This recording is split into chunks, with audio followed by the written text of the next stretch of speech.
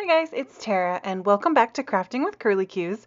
So tonight I'm going to share with you my entry for the current My Favorite Things Sketch Challenge and Color Challenge. So I'm combining both challenges into one card.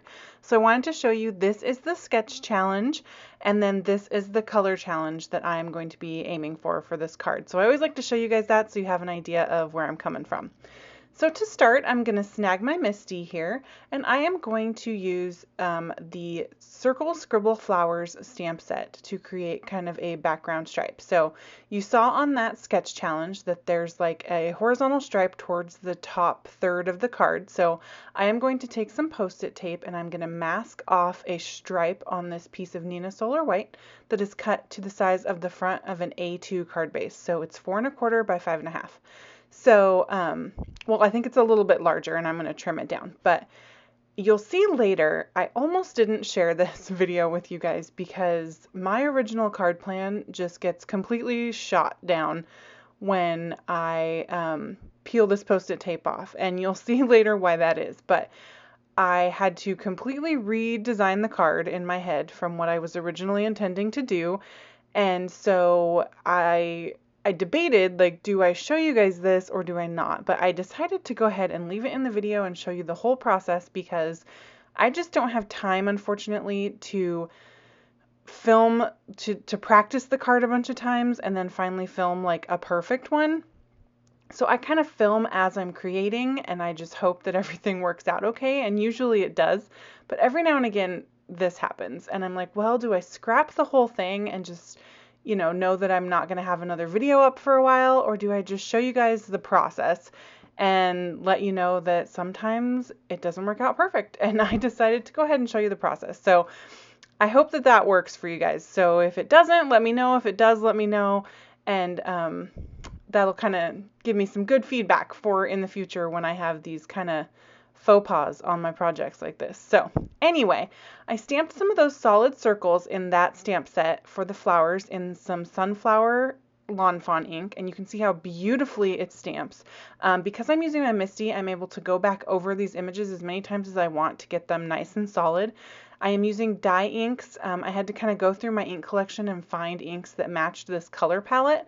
So I'm using kind of all different companies and such. But with the dye inks, they tend to go on a little splotchy, and then as they dry, the color evens out and becomes really nice and smooth and beautiful. So that Lawn Fawn ink just looks gorgeous. So this was some Beanstalk ink from Simon Says Stamp, and I went over it quite a few times, mostly because where that Post-it tape was, it wasn't wanting to get all the way up to the edge of the Post-it tape, so I went over that a few times.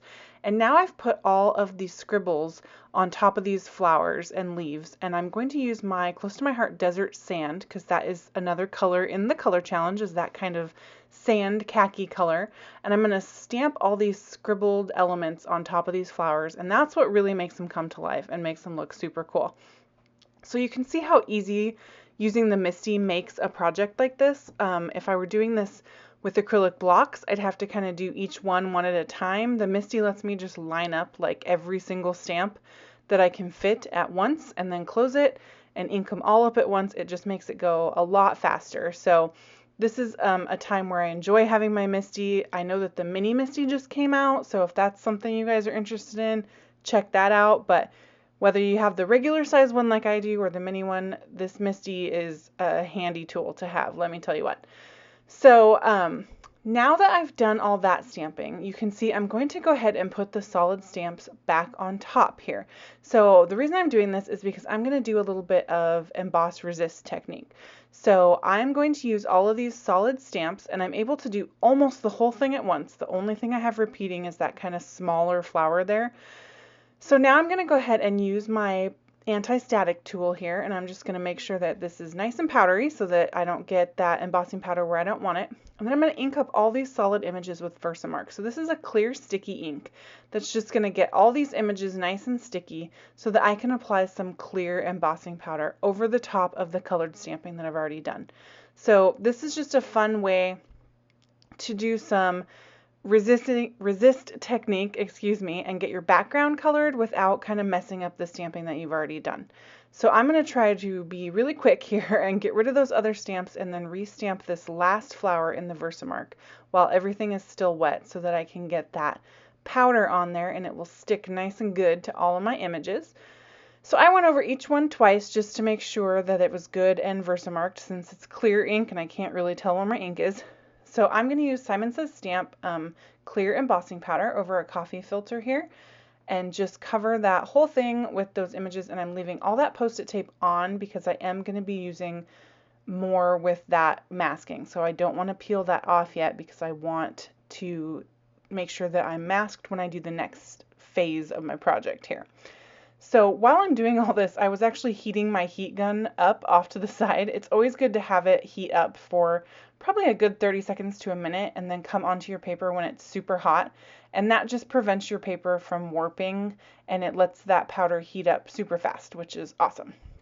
So now it is nice and clear. You can see it gives it a nice shimmer in addition to the fact that it's now going to be resistant to any other techniques that we do over the top, which is very cool.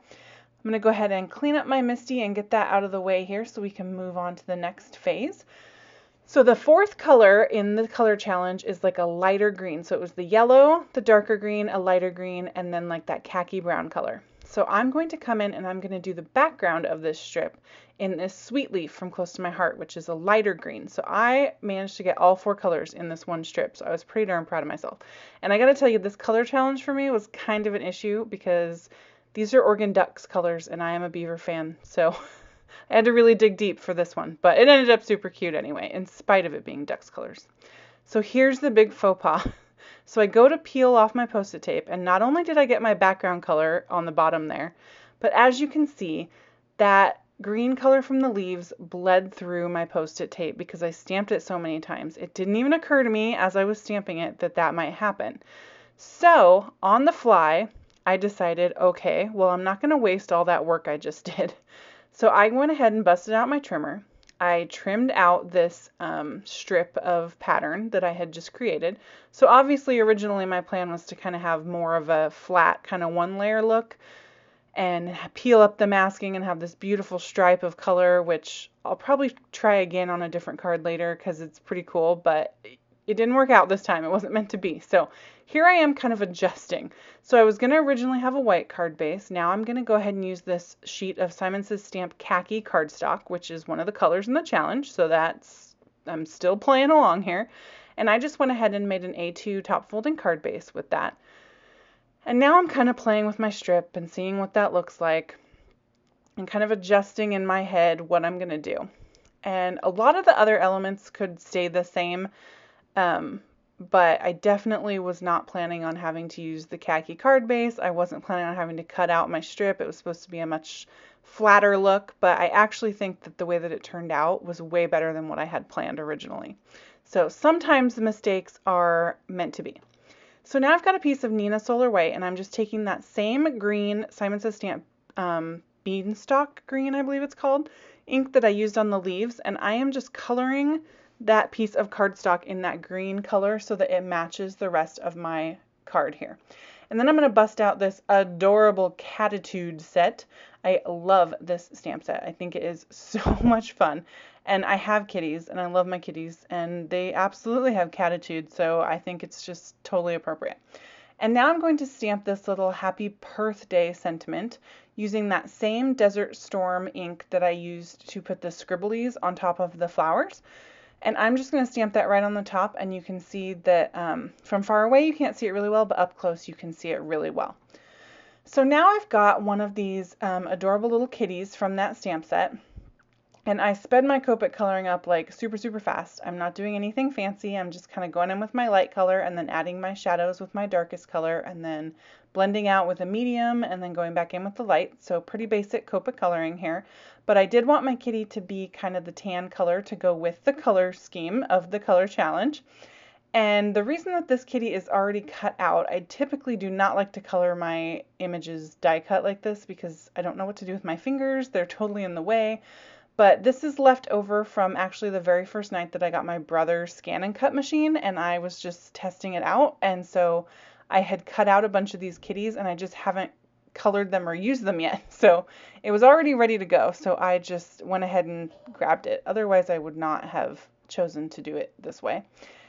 And now I've got some of the little fish from the stamp set, and I'm going to color them in with some yellow colors to go ahead and match the color challenge. So just using my yellows and my oranges to add a little bit of shadow, and I'm just keeping it nice and simple because I'm staying within that 4-color palette, and there's really only the one yellow tone, so it was nice and easy. So now that that is all done, I get to start building my card. So I'm going to take this little strip that I've created here and just pop it up using some foam tape. So I have this mega thick foam tape right now. I don't know why it's that thick. That was just what they had at the store, so I went with it. And I'm going to go ahead and put that up towards the top so that it goes with that sketch challenge there. And then I'm going to flip it over and just trim off any extra that is peeking out the sides. There's just a little bit of overhang there. And now I'm going to look at how I'm going to arrange the rest of my elements on my card here. So I've got this cute little vellum circle, and I love using the vellum on this because you can still see that background that took so much time to put together, but you still get that circle element from the challenge, so I think it's super fun. You can see I trimmed down my sentiment with my trimmer to be nice and skinny, and then I'm just going to cut it to the length that I need it and add a little angle at the end so it's nice and fun there. And then I'm going to figure out where I need that on my circle before I start adding adhesive, because the trick with vellum is you can only put adhesive behind things so that you don't see it through the front. So I'm going to add the adhesive to the back of my sentiment strip and then add my sentiment strip to the vellum circle. So I'm just positioning that where I want it, and then I'll go ahead and add that sentiment strip here. And I kept wanting to push it over, but I wasn't sure how much that kitty was going to cover it up, so I was kind of having to play with it there a little bit. But I finally got the positioning where I want it. I'm going to set that down, and then I'm going to only put adhesive on that vellum circle right behind that sentiment strip. And then I'll go ahead and pop that on the card. So it's really only adhered from that one strip of adhesive, but this is good strong adhesive from my ATG gun, so it's not going anywhere. But that is the only adhesive that I have. So now I'm going to go ahead and put Mr. Kitty on, and he also just gets one little strip of adhesive here. Everything on this card is kind of loosey-goosey, like there's little pieces kind of popping up, and I think that's kind of fun. Like the fish kind of curled. I don't know why they were a little curled, but I kind of liked that like their little tails were not sitting on the card. So I just put a little bit of adhesive right in the middle of their bodies and then just glued them down that way. Just added them. I thought that added a really fun little element to this card, the little fish. So now that the fish are on, you could absolutely be done here if you wanted to. Of course, you guys know me, I'm going to go in and add a little extras. So first I'm going to get out my white gel pen and just put some little dots on the cheeks. And then I'm going to go ahead and add a little bit of highlight to the fish. I've gotten really kind of obsessed with adding white to my colored images. I think it just adds an extra little pop and really makes them pretty snazzy. So I'm going to do that, and then I'm going to come in, of course, with my Wink of Stella, because you can't ever have enough Wink of Stella. And my Wink of Stella did get a little crazy on me here, and it kind of dripped some major glitter on this second little fish. So this fish is like, in real life, like super crazy sparkly. It's kind of funny. And then for a final finishing touch, I decided to grab some of these enamel dots from Create a Smile. And I love these enamel dots because they're little tiny, like they're so perfect for cards. Like I just love this size. I wish I could get a whole sheet of just the round ones. I like the other shapes, but the dots are my favorite. And I'm just going to use a couple of those yellow ones because they are the perfect color for this particular card and this color challenge. And I'm going to stick a couple of those right there below the little banner. And then just because things tend to be more pleasing to the eye in groups of 3, I'm going to snag another one and put it kind of up off to the top just to tie everything in. And that, my friends, is going to complete this card. So there it is for you in all its glory. I'm going to show you a little close-up of the kitty and the coloring. I love the shininess of the clear embossing on the background. I think it looks super fun, and then you add in the glitzy glitter on the fishies, and it's super cool. So thank you guys so much for stopping by. If you want to check out the supplies, they are linked below in the description box and over at my blog. If you like this video, please hit subscribe and leave me a comment. I've got more crafty inspiration down in the description box, and you can always join me on Facebook, Pinterest, and Instagram. Thanks, guys. Bye.